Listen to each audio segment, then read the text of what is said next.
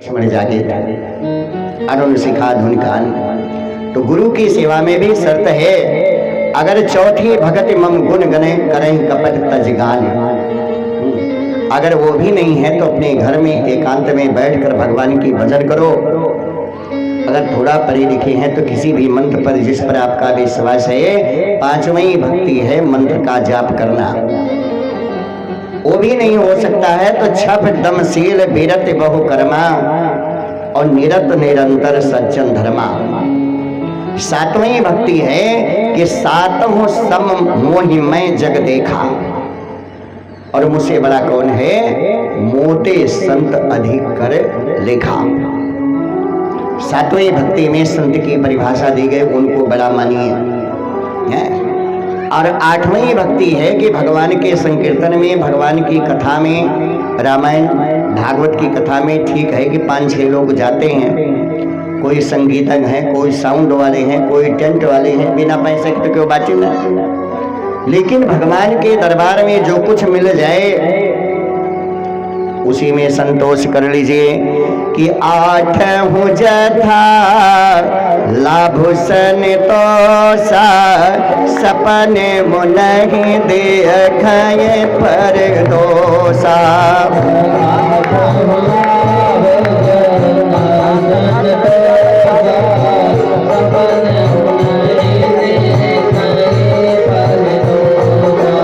आठ हूँ जथा लाभ संतोषा सपने मुनहि देखय पर दोषा।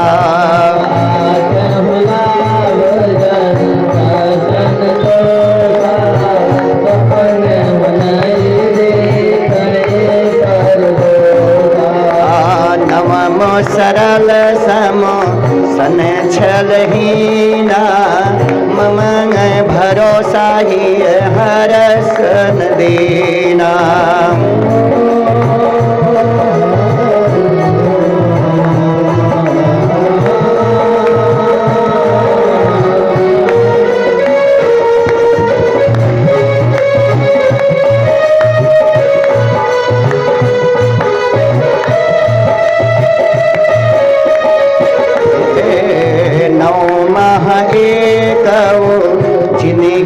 होए नारी पुरुष सचराचर होए।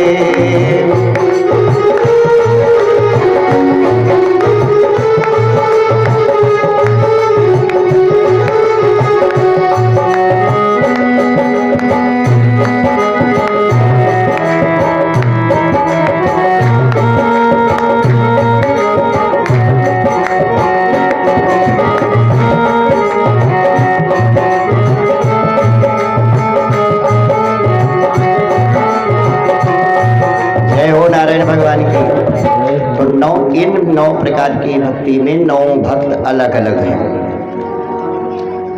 प्रहलादा अस्मिने तुदंग्र भजने लक्ष्मी पृथु पूजने, इसका था। तो ये 9 भक्ति सीखी। कथा सुनने में राजा परीक्षित, कीर्तन करने में सुखदेव जी और नारद जी, स्मरण करने में प्रहलाद जी, भगवान की चरण सेवा करने में माता लक्ष्मी जी और केवट। 2 भक्त का नाम आता है, अर्जुन, पृथु और कुब्जा।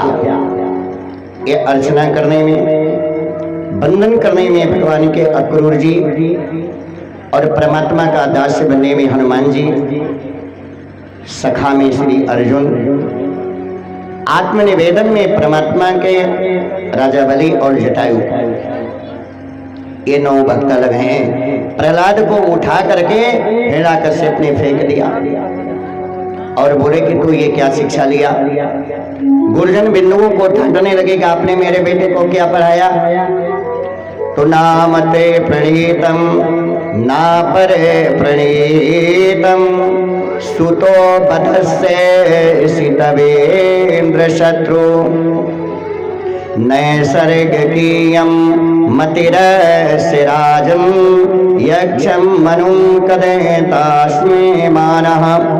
हे महादैत्य राजा, ये जो तुम्हारा पुत्र है, ये जो कुछ कहता है, इसकी ये प्राकृतिक बुद्धि है, नेचुरल बुद्धि है। ये बचपन से ज्ञान मिला है, ना तो इसे यह बातें हमने सिखाई है और ना किसी दूसरे ने सिखाई है। गुरु पुत्रों से ऐसा सुन करके प्रहलाद को मारने के लिए आज्ञा हिरण्यकश्यप ने अपने सेवकों को दिया कि आप लोग इनको मारिए।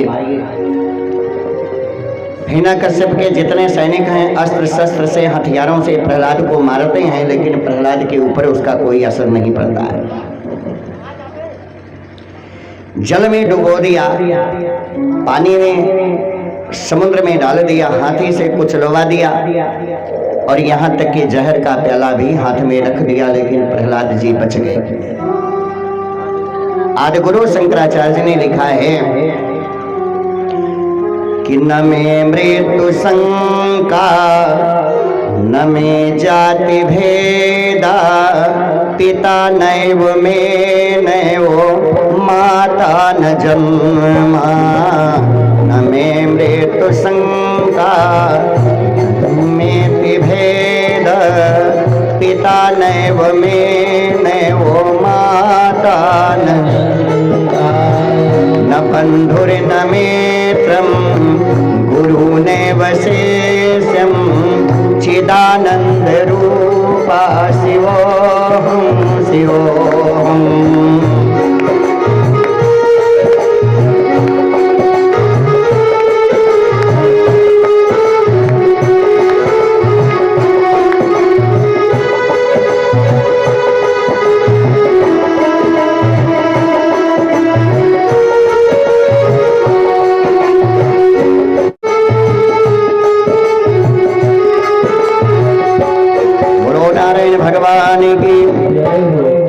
तो जब प्रहलाद ने पुरोहितों की ऐसी दशा देखी तो कहने लगे कि यदि मैंने अपने प्राणों का हनन करने वालों के प्रति भी द्वेष न किया हो तो हमारे गुरुजन लोग जीवित हो जाएंगे। तो गुरुजन बिंदुओं ने इनको आशीर्वाद दिया, आशीर्वाद प्राप्त किए। संसार के जितने भी कष्ट हैं सब हिरण्यकश्यप ने प्रहलाद को दे डाला।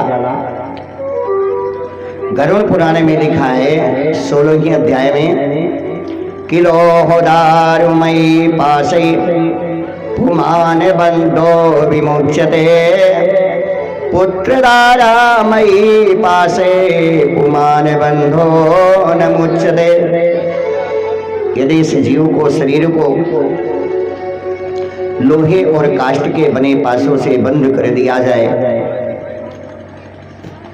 तो वो पुरुष कश्यप मुक्त हो सकता है, लेकिन स्त्री और पुत्र के बंधन में बंधा हुआ ये प्राणी कभी मुक्त नहीं हो सकता है। विपद स्मरणम विष्णु संपन्ना नारायण स्मृति। जिसकी मुखारबिंद से भगवान का नाम निकलता है वो संसार में सबसे संपत्तिवान व्यक्ति है, और जिसके मुख से नारायण का नाम नहीं निकलता है वो इस दुनिया में सबसे गरीब व्यक्ति है। हनुमान जी ने भी सुंदरकांड में भगवान राम से कहा है कि कहा हनुमंत विपति प्रभु सोई, जब तब सुमिरन भजन न होए।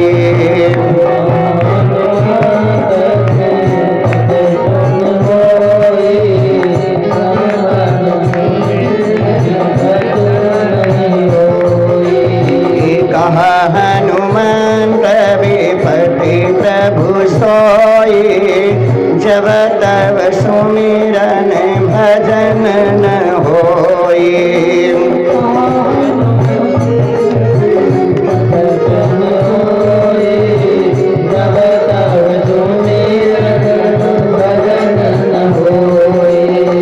जब तक भगवान का भजन मुखारबिंद से नहीं होता है तब तक आप गरीब हैं, लेकिन जिस दिन परमात्मा के शरण में चले गए उस दिन आप सब धनवान व्यक्ति हैं। नाना प्रकार के कष्टों को प्रहलाद जी सहन किए। एक दिन हिरण्यकश्यप अपनी बहन होलिका के घर गया। जिनका नाम है डुंडा। और बोले बहन आपको तो वरदान मिला है कि आप आग में नहीं जलती हो, तो होली के दिन मेरे बेटे को लेकर के आग में बैठ जाओ और प्रहलाद भी जल जाए। कहा गया है कि परो आप्यहतम हितकृत औषधम स्वदेह जो वाप्य मनोसुतो हिता। दूसरे का पुत्र यदि औषधि की तरह हमारा हित ऐसी है तो उसे अपना बेटा मान लेना चाहिए।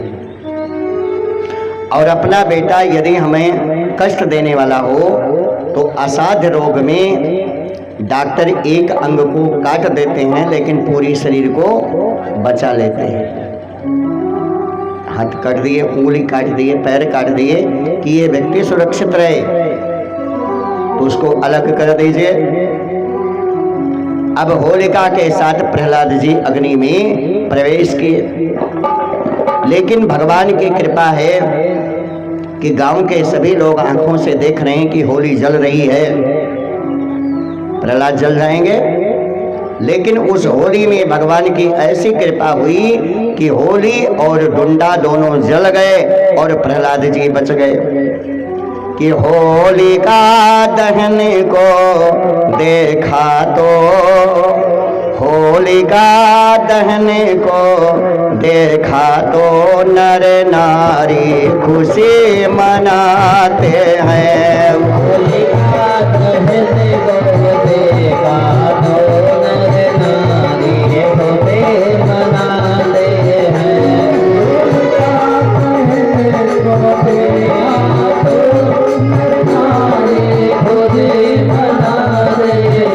होलिका जले प्रहलाद बचे हिरण्याकुश अश्रु बहाते हैं।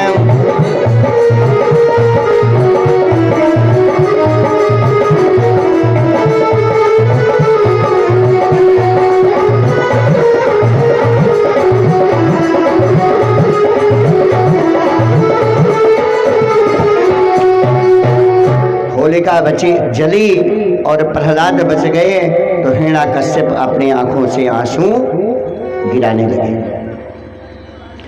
अब जब व्यक्ति संसार सागर से थक जाता है तो अपने शरीर को बचाने के लिए मजबूरी में किसका सहारा लेता है? नशा का। नशा का उल्टा नाम है शान। दुनिया नशे में नहीं है, दुनिया शान में जा रही है। कि जाम परे जाम पीने से क्या फायदा, रात बीती सुबह को उतर जाएगी। जाम पर जाम पीने से क्या फायदा, रात बीती सुबह उतर जाएगी।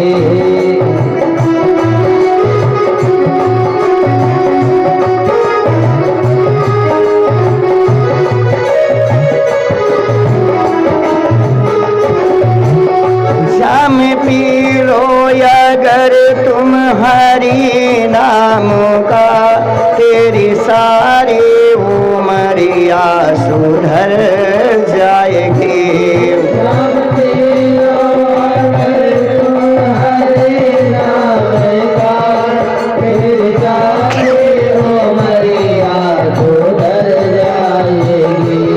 जाम पर जाम पीने से क्या फायदा, रात बीते सुबह तो उतर जाएगी।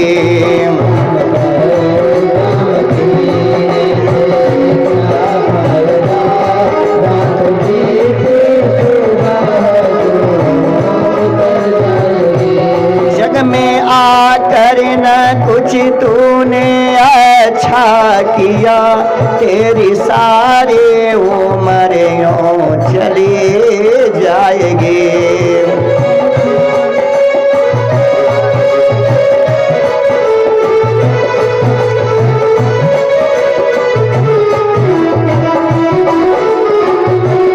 तुम उलझते रहोगे हमर जाल में, तुम उलझते रहोगे हमर जाल में बेला अमृत की विष में बदल जाएगी।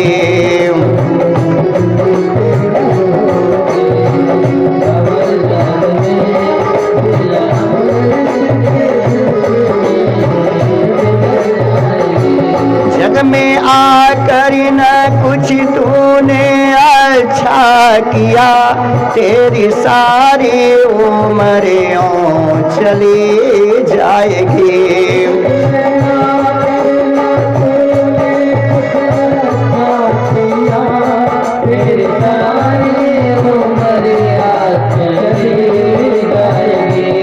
तुम उलझते रहोगे हमर जाल में, बेला अमृत की विष में बदल जाएगी।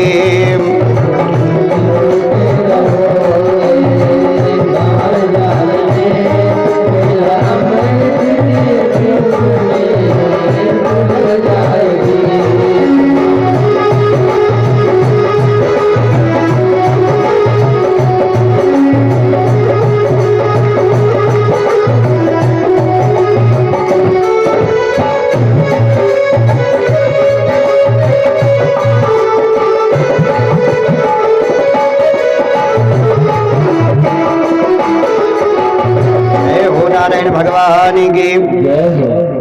तो हिरण्याकश्यप ने पूछा, प्रहलाद ये बता तेरा भगवान कहाँ रहता है? तो पहला जवाब तो प्रहलाद ने किया, पिताजी ना केवल में भवतस्य राजन,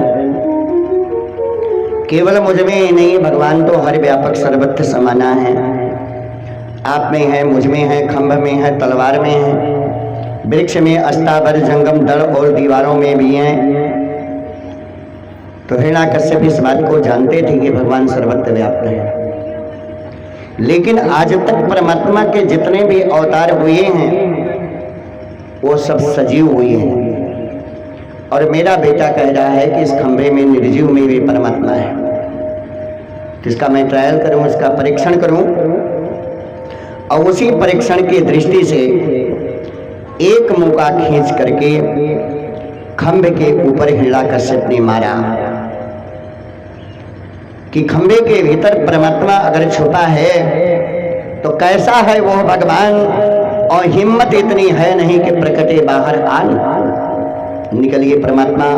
अस्तंभम तड़ातिता बलह स्वमुष्टिना, जब मुष्टि से उनके ऊपर प्रहार किए तो उसी खंभे को फाड़ करके भगवान नरसिंह का रूप धारण किए।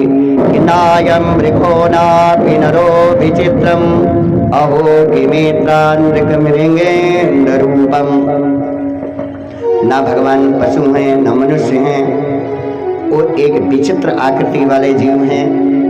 उनकी आंखें लाल लाल हैं, तीखे दांत हैं, तलवार के समान उनकी लपलपाती हुई जीभ है।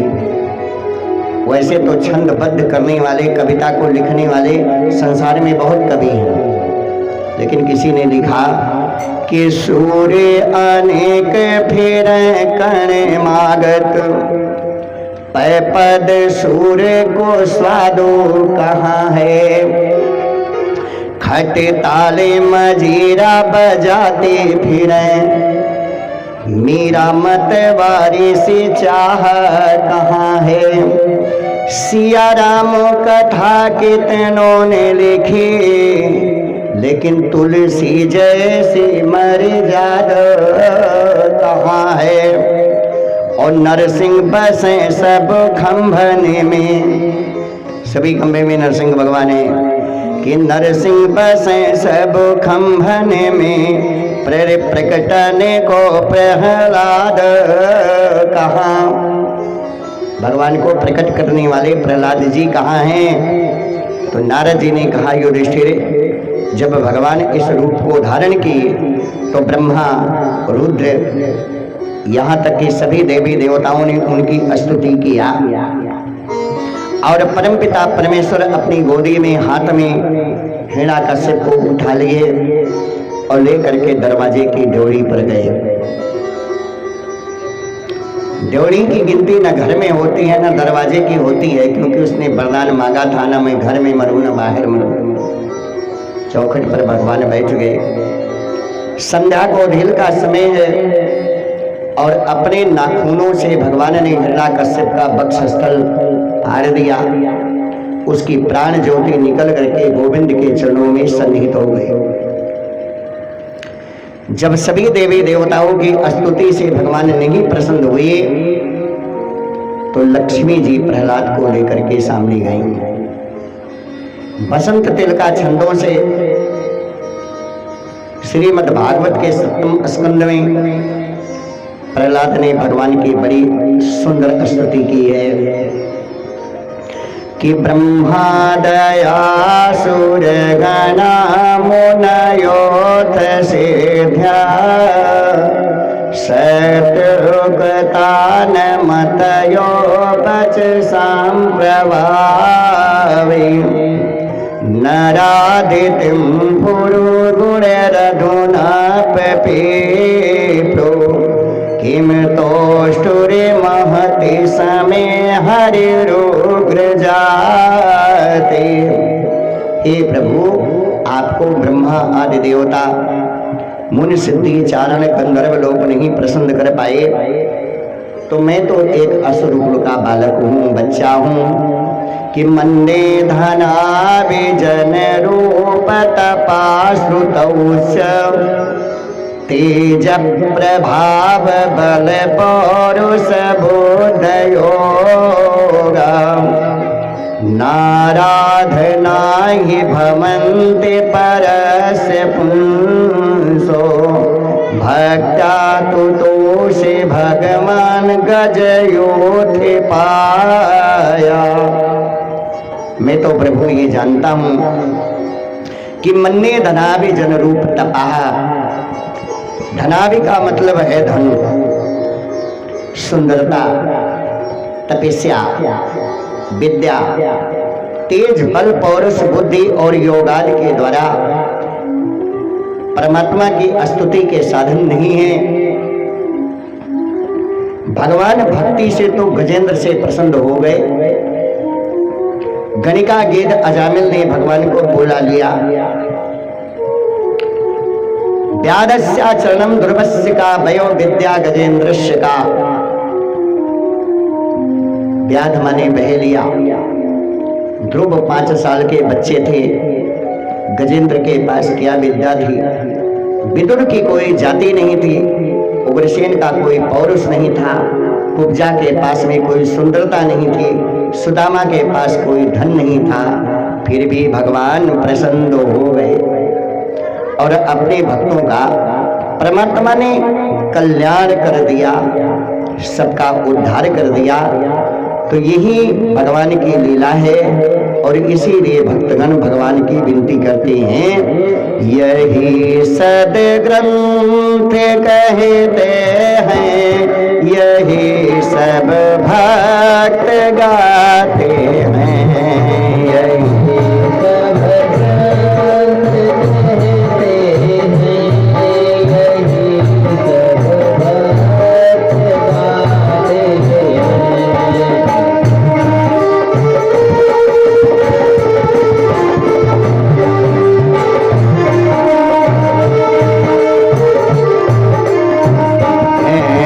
जाने कौन से गोरे पर दया निधरे जाते हैं। न जाने कौन से गोरे पर दया निधरे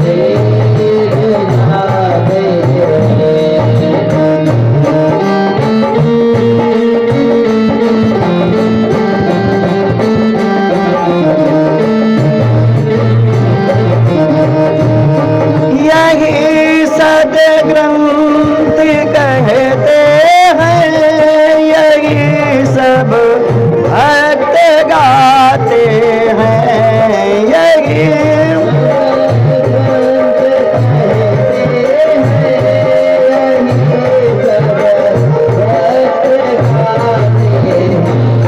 न जाने कौन से घोड़े पर दया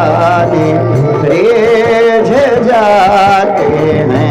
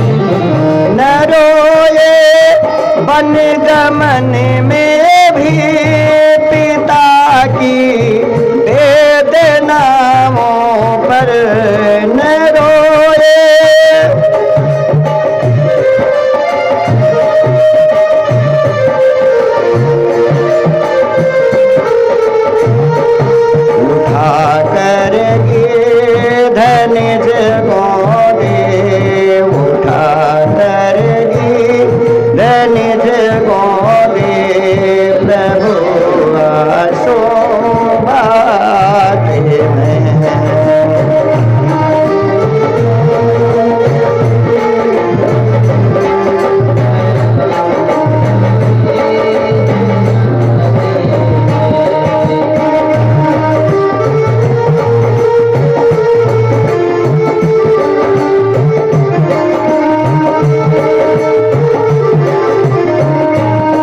नहीं स्वीकार करते हैं निमंत्रण निपस योधन का, नहीं स्वीकार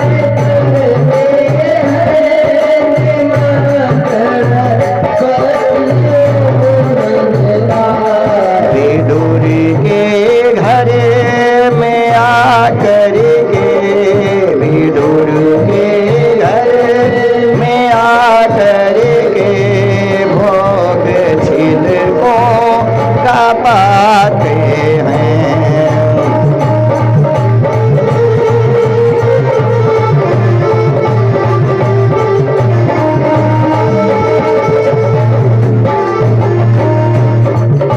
जय हो नारायण भगवान की जय। तो प्रहलाद ने भगवान की स्तुति की और बोले कि प्रभु एक मेरा कल्याण कर दीजिए कि अगर मेरे ऊपर आप दया करते हैं तो मेरे पिता को नरक में ना जाना पड़े, इतनी कृपा कर दीजिए। तो गोविंद भगवान बोले नरसिंह भगवान के त्रि सप्तभी पिता पोता पृथ्वी साते नगा और यश साधो अस्य गृहे जातो भवान वैकुल पावन। हे प्रहलाद, तेरे पिता ही नहीं बल्कि 21 पीढ़ी तक मैं ये वचन देता हूं कि आज आपके बुजुर्ग लोग तर गए और आज से आपके वंश में मेरे हाथ के द्वारा किसी का वध नहीं होगा। तो प्रहलाद के बेटे का नाम विरोचन, विरोचन के बेटे का नाम राजा बलि और राजा बलि के बेटे का नाम बाणासुर। इनके वंश की इतनी कथा बाकी है। हिरण्याकश्यप का अंतिम संस्कार हुआ। प्रहलाद जी राज सिंहासन पर बैठे और उन्होंने वर्णाश्रम और सनातन धर्म का प्रचार किया। क्षत्रिय ब्राह्मण क्षत्रिय वैश्य शूद्र और स्त्री धर्मों की शिक्षा अलग अलग करके इन्होंने शासन किया और कई हजार वर्षों तक अपने पुण्य के फल को भोगने के बाद प्रहलाद जी के स्वर्गारोहण हुआ। बोलो वृंदावन बिहारी लाल। अष्टम स्कंद में कथा आती है, आप सभी लोग सुने होंगे, गजेंद्र मोक्ष। तो राजा परीक्षित ने इस पर भी प्रश्न किया कि महाराज वो हाथी कौन थे जिसको बचाने के लिए गोविंद भगवान ने अवतार धारण किया और उन्होंने हाथी का उद्धार किया। तो राजोवाच, राजा ने प्रश्न किया कि बादरायण यतत्तते श्रोतमीक्षामहे वयं हरिर्यथा गजपतिं ग्राहग्रस्तं मूचत। हे श्री सुखदेव जी, भगवान ने गजेंद्र की ग्राह से रक्षा की, इस कथा को आप विस्तार पूर्वक हमको सुनाइए। सुखदेव जी थोड़ी देर के लिए भगवान का नमन वंदन करते हैं कि असेद गिरिवरो राजन त्रिकूटे यते वेस्तुता क्षीरोदेन वृता श्रीमान योजनामितं रक्षितः। हे राजन, गिरि त्रिकूट नाम का एक प्रसिद्ध पर्वत है जो चारों तरफ से समुद्र के जल से घिरा है। 10,000 योजन ऊंचे और इतना दूर में फैला हुआ है।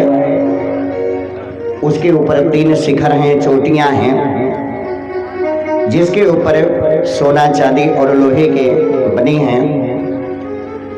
एक दिन हाथी अपने समस्त परिवार को लेकर के उसी सरोवर पर पानी पीने के लिए गया। तो ये हाथी कौन है? आज संसार के जितने भी मतवाले जीव हैं ये हाथी हैं। जो तीनों कूट हैं,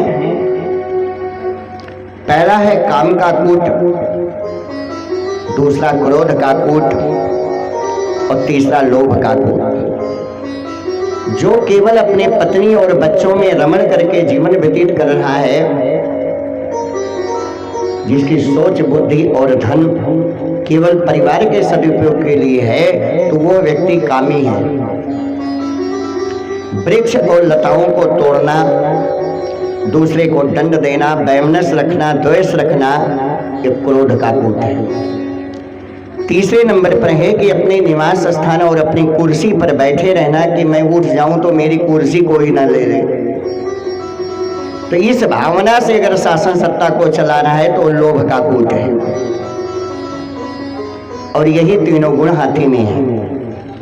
डोगरे जी महाराज ने अपनी कथा में बताया है कि संसार के हर एक जीव जो हैं वो मतवाले हाथी हैं। और जो ये संसार है ये दुख का सागर है। इसमें तूफान उठेगा और एक ना एक दिन सबको रोना पड़ेगा, सभी को रोना पड़ेगा। हाथी गए, पानी पी लिया, कोई झगड़ा नहीं है, स्नान कर लिया, कोई झगड़ा नहीं है। लेकिन जब उसके पुष्प के पुंजों को ये नोचना शुरू कर दिया, नुकसान करना शुरू कर दिया, तो उसी समय मगरमच्छ पानी से निकला और हाथी के अगले पैर को पकड़ लिया। दोनों में झगड़ा प्रारंभ हो गई। पहले तो हाथी ने अपने बल का प्रयोग किया कि मैं निकल जाऊंगा, परिवार की मदद मांगी कि परिवार हमारी सहायता करेगा। लेकिन जब परिवार ने उनकी मदद नहीं की, तब हाथी ने भगवान को पुकारना शुरू किया कि ओम नमो तस्मै भगवते, ओम नमो भगवते तस्मै यत् यत् चिदात्मकं पुरुषाय दिव्याय परेशाय धीमहि नमो शांताय घोराय मूढ़ाय गुणधर्मिणे निर्विशेषाय साम्याय नमो ज्ञाने घनाय च। लेकिन शरीर धीरे धीरे पानी में डूबती चली गई। तब हाथी ने एक फूल अपनी सूंड में भरा और भगवान की तरफ फेंक दिया। उपशिव सांबुज कर्म गृह महाकृक्ष नारायण अखिल किल गुरु भगवान नमस्ते, कि आज गोविंद भगवान मुझे बचाइए, मेरे प्राणों की रक्षा कीजिए। ये आत्मभाव का लक्षण है कि भव सिंधु मार लहरियाय गम हरि हमका बचाए लिया हो। भव सिंधु मार लहरिया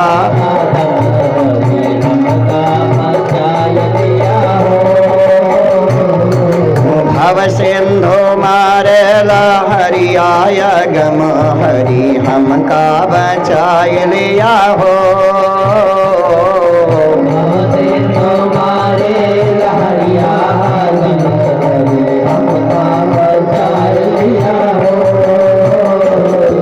घरिका का तारा जा मिल वो बार्या, घरिका का दुर्पत की चीर बढ़ाया हरि तनी हमका बचाए लिया हो।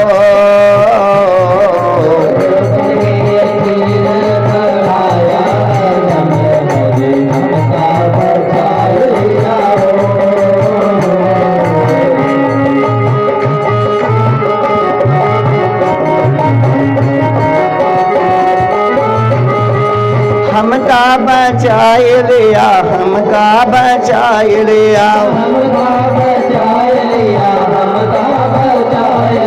भव सिंधु मार लहरियाय गम हरि हमका बचाए लिया हो।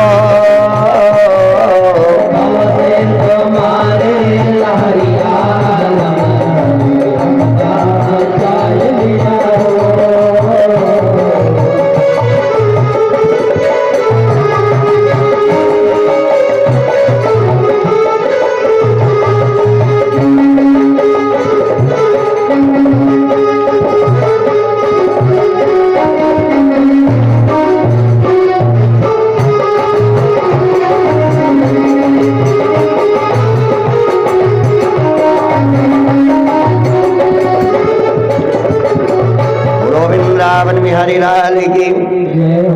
तो गोविंद भगवान विष्णु भगवान क्षीर सागर से अपना सुदर्शन चक्र लेकर पहुंच गए।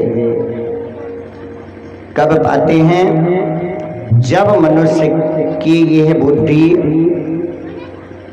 रा और मां के बीच में पहुंच जाती है। रकारो जन्म विच्छेदा, मकारो ज्ञानदायका। जो रा है ये आवागमन के बंधन से मुक्त करता है, और मां जो है ये बैकुंठ धाम की प्राप्ति कराती है, और दोनों को मिलाने से हो गया धाम। परिपक्व बुद्धि क्या है? परिपक्व बुद्धि ये है कि जब हम अपने कुविचारों को दूर करते करते और अपने मन को भगवान के चरणों में लगा देते हैं, तो इसी अंतर आत्मा में बैठे हुए भगवान का साक्षात्कार दर्शन होने लगता है। वैकुंठ यही है, कहीं दूर नहीं है। और उसी परमात्मा के स्वरूप को बाहर प्रकट करना ही सबसे बड़ी भक्ति है, कहीं ईश्वर बैर नहीं है। जब जब भक्त आर्त भाव से भगवान को पुकारते हैं तो भगवान आ जाते हैं, और भगवान अपने सुदर्शन चक्र से मगरमच्छ के मुंह को दो भागों में बांट दिया। हाथी का पैर बाहर निकल आया। दोनों दिव्य स्वरूप को धारण करके भगवान की प्रार्थना करने लगे। जो मगरमच्छ ये वो नाम के गंधर्व थे, और देवल ऋषि के श्राप के कारण ये मगरमच्छ बने थे। हाथी द्रविड़ प्रांत के पांड्य देश के राजा थे, और इनका नाम इंद्रद्युम्न था। गुरु के श्राप के कारण इनको हाथी की शरीर मिली थी। आज भगवान ने इन दोनों का उद्धार कर दिया। और गजेंद्र मोक्ष के बाद परमात्मा बोले कि अब आप दोनों मेरे बैकुंठ धाम को चलो, और पीछे से मैं भी आऊंगा। तो परमात्मा ही सबका जन्म देने वाले हैं और सबका उद्धार करने वाले हैं। किसी दार्शनिक ने लिखा कि God is the creator of whole universe. पूरे संसार के निर्माता भगवान है। और मुक्तिम ददात इति मुकुंदम, जो मुक्ति को प्रदान करें उसी भगवान का नाम है मुकुंद। आइए दो बार भगवान का संकीर्तन किया जाए। मुकुंद माधव गोविंद बोल, केशव माधव हरि हरि बोल। मुकुंद माधव, थोड़ा बढ़ा दीजिए। केशव माधव हरि हरि बोल। मुकुंद माधव गोविंद बोल, केशव माधव हरि हरि बोल।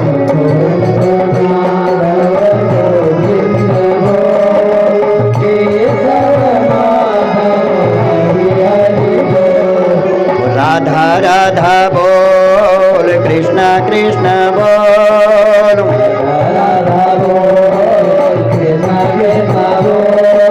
सीता सीता बोल, राम राम बोल।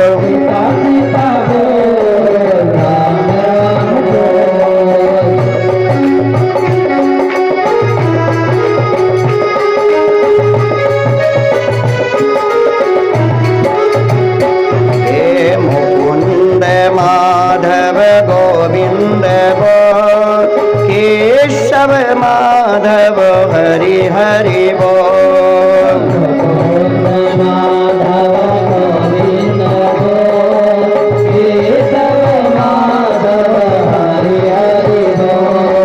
राधा राधा बोल, कृष्ण कृष्ण बोल। ओ राम राम बोल, सीता सीता बोल। ओ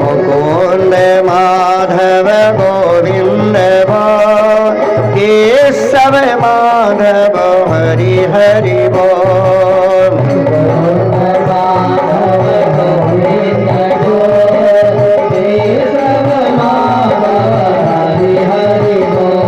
ओम मुकुंद माधव गोविंद बोल, केशव माधव हरि हरि बोल।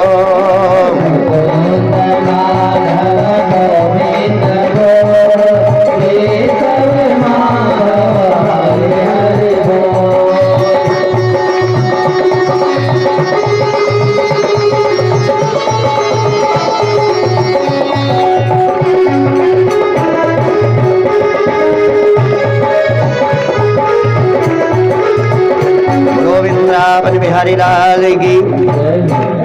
ये चौथे मनवंतर की कथा थी और पांचवें मनवंतर में भगवान ने समुद्र मंथन की गाथा आई है।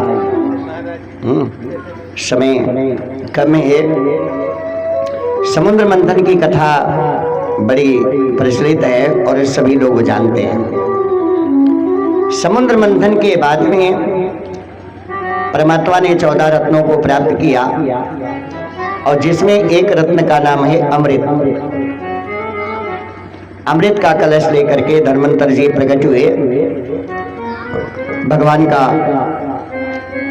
12वां अवतार है और 13वें अवतार में परमात्मा ने अमृत का बंटवारा करने के लिए विश्व मोहिनी का रूप धारण किया था।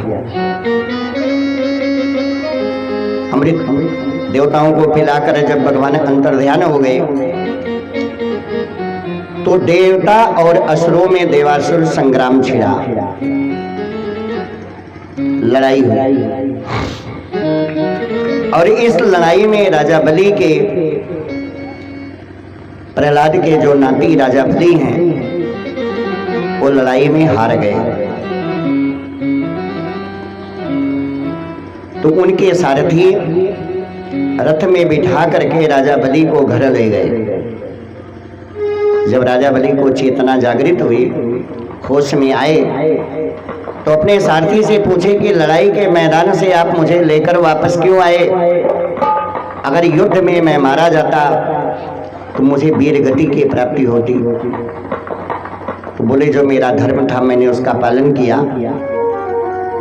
ब्राह्मणों को प्रसन्न करने के लिए राजा बलि ने 100 बार यज्ञ का आयोजन किया और जिस यज्ञ का नाम है विश्वजीत यज्ञ। आज भी लोग यज्ञ अनुष्ठान करते हैं, पूजा पाठ करवाते हैं, तो कभी तो पूजा का फल मिला और कभी जो है वो पूजा का फल नहीं मिलता है, यज्ञ का फल नहीं मिलता। तो इसका कारण क्या है? तो इसका कारण 5 है। सबसे पहले तो स्थान, दूसरे नंबर पर समय, तीसरे नंबर पर धन, चौथे नंबर पर ब्राह्मण और ब्राह्मण के द्वारा पढ़ा हुआ मंत्र। जब ये 5 चीजें शुद्ध होंगी तो यज्ञ का फल मिलेगा, अवश्य मिलेगा। जैसे जनसेट चल रहा है बिजली पैदा करने के लिए, तो उसका कनेक्शन भी यहाँ तक होना चाहिए। अगर कनेक्शन में कहीं कमी आ गई तो इलेक्ट्रिक मैन की जिम्मेदारी है कि वो साउंड सर्विस को दुरुस्त करें। साउंड सर्विस अगर दुरुस्त हो गई तो उसकी मशीन भी चलाने वाला होना चाहिए, जिसे कहते हैं ऑपरेटर। फिर ब्राह्मण लोग जो मंत्र पढ़ रहे हैं उनमें भी मंत्र बोलने की ऊर्जा होनी चाहिए, शक्ति होनी चाहिए। और जजमान के द्वारा जो धन लगाया जा रहा है वो धन भी शुद्ध होना चाहिए। बहुत अकाट्य सत्य है, कड़वी वचन है कि 10 रुपए में भगवान की कथा सुन लीजिए, लेकिन अन्याय का धन यज्ञ में नहीं लगाना चाहिए। अगर ये 5 चीजें शुद्ध हैं तो यज्ञ का फल आगे बढ़ेगा। राजा बलि ने विश्वजीत यज्ञ किया, एक नहीं 100 यज्ञ किया कि वैदिक विधान से राजा ने प्रत्येक यज्ञ करवाया था। वैदिक विधान से राजा ने प्रत्येक यज्ञ करवाया जिसने जो मांगा दिया गया, जिसने जो मांगा पाया था। जिसने जो मांगा दिया गया, जिसने जो मांगा पाया था।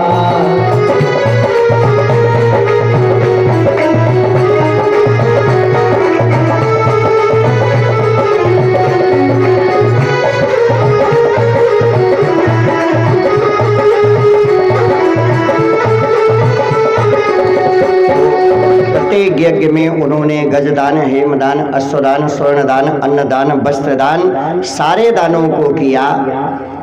और जब इस संपूर्ण यज्ञ पूरी हुई 90 यज्ञ, तो उस हवन कुंड से इंद्र के घोड़े के समान घोड़े और सिंह के चिन्ह से चिन्हित ध्वजा लगी हुई एक रथ का आविर्भाव हुआ, रथ प्रकट हुआ। दिव्य धनुष, अक्षय बाणों वाला तरकस, कवच, सभी चीजें प्रहलाद को देवताओं ने प्रदान किया। इनके बाबा प्रहलाद ने अम्लान पुष्पों की माला अपनी नाती को पहनाया। शुक्राचार्य ने शंख दिया और गुरुदेव जी ने आशीर्वाद का वचन दिया, बेटा आप विजयी भव। दानवेंद्र बलि समस्त दिशाओं पर राज करने के बाद अमरावती पर चढ़ाई किया। सारे देवी देवता लोग पराजित हो गए, हार गए। इंद्र की ऐरावत हाथी और माता अदिति के काने के कुंडल को भी छीन लिया। पिता के लिए तो सारी संतान बराबर हैं, चाहे खेती हो, चाहे पैसा हो, चाहे बैंक में हो। जितनी संतान है हिस्सा सरकार सबको बराबर देगी, चाहे आप छोटे हो, चाहे बड़े हो, चाहे कम की हो, चाहे ज्यादा की हो। ये तो राइट की बात है। लेकिन माँ का प्रेम होता है कि किसी बच्चे को ज्यादा देती है, किसी बच्चे को कम देती है। ये माँ का प्रेम है। तो आज माता अदिति को बड़ा कष्ट हुआ। कोई कहता मेरा पेट दर्द कर रहा है, कोई कहता सिर दर्द कर रहा है, कोई कहता है कि परिवार में मेरी बहू मुझको चाय नहीं देती है। इसका कारण क्या है कि मोह सकल व्याधिन कर मूला, तेहि ते अपने उपजय बहुशूला। मोह सकल व्याधिन कर मूला,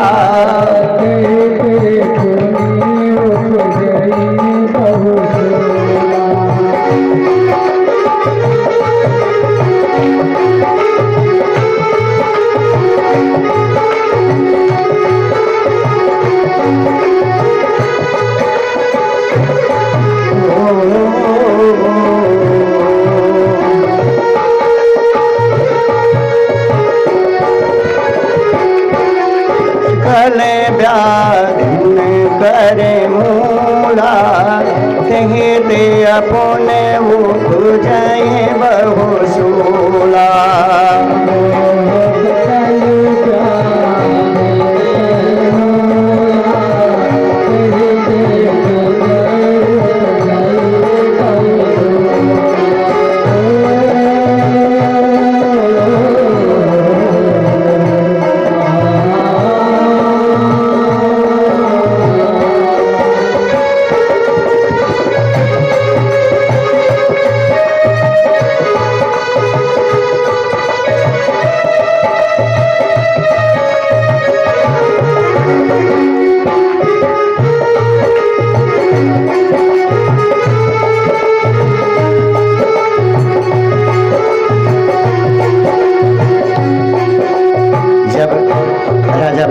डर से सारे देवी देवता लोग 15 में छुप गए, तो अपने बेटों की ये दयनीय दशा देख करके माता अदिति को बड़ा कष्ट हुआ।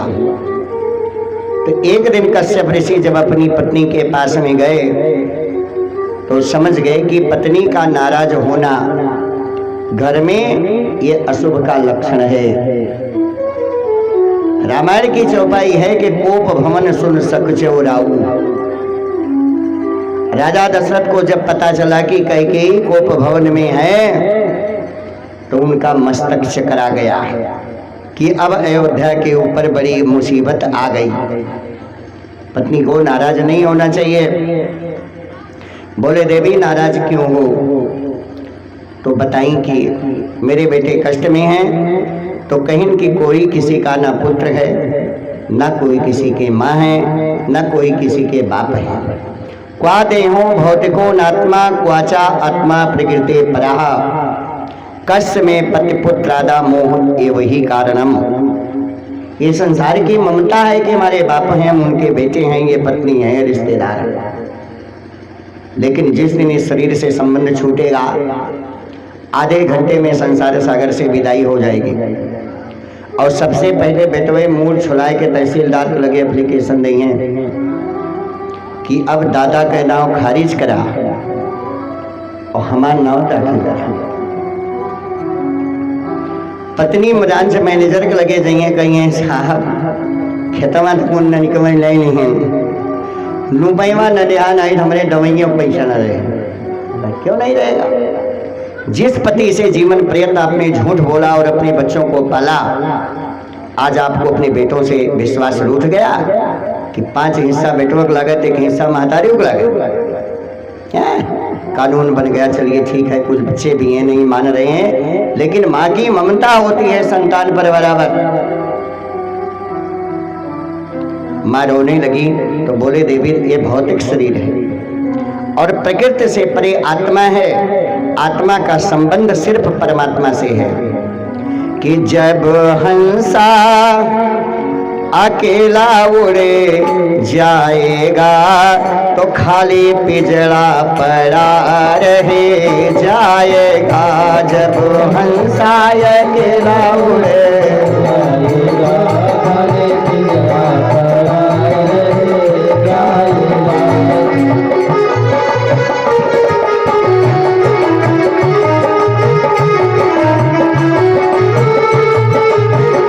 जय हो नारायण भगवान की। तो भगवान कहेंगे देख लीजिए, यही हैं आपके पति, यही हैं आपके बेटे और यही आपके पिता हैं निस्ते जोन उत्तर दक्षिण वल्ला। जो मेरा प्यारा था उसको मैंने ले लिया, जो मैंने दिया था उसको मैंने ले लिया। भगवान ही माँ देते हैं, भगवान ही पिता देते हैं, भगवान ही पत्नी देते हैं, भगवान ही पुत्र देते हैं और एक एक करके भगवान सबको छीन लेते हैं। बुढ़ापे में तो अकेले जाना है, तो जिस दिन अकेले जाना है उस दिन को याद करो कि जब जाए का अकेला बात झमेल कौनी बात के। किसका मेला है कि जिंदगी में हजारों का मेला लगा, ओ हंसा जब जब उड़ा तब अकेला उड़ा। जिंदगी में हजारों का मेला लगा, हंसा जब जब उड़ा तब अकेला उड़ा। जिंदगी में हजारों का मेला जुड़ा, हंसा जब जब उड़ा तब अकेला उड़ा। जिंदगी में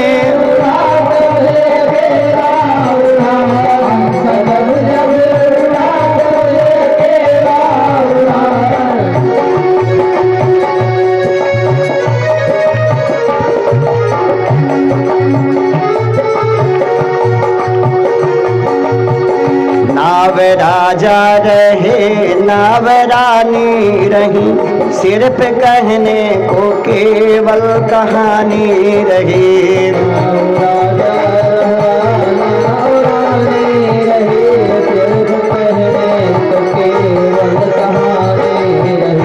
धन खजाने गड़े के गड़े रह गए, हीरे पन्ने जरे के जरे रह गए।